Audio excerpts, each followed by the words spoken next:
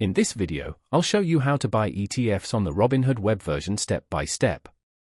First, open your browser and go to the Robinhood website, then log into your account.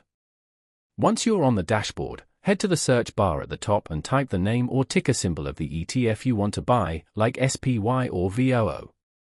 From the results, click on the ETF to open its page. Here, you'll see the price chart, fund details, and performance overview.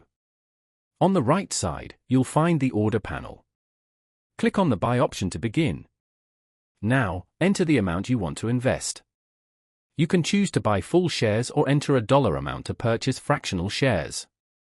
After entering your amount, click on Review Order to check the details. Make sure the price, number of shares, and total cost look correct. If everything is good, click on Submit Buy to complete your purchase. Once your order is filled, the ETF will appear in your portfolio, where you can track its performance anytime. If you found this helpful, don't forget to like the video and subscribe for more easy tutorials.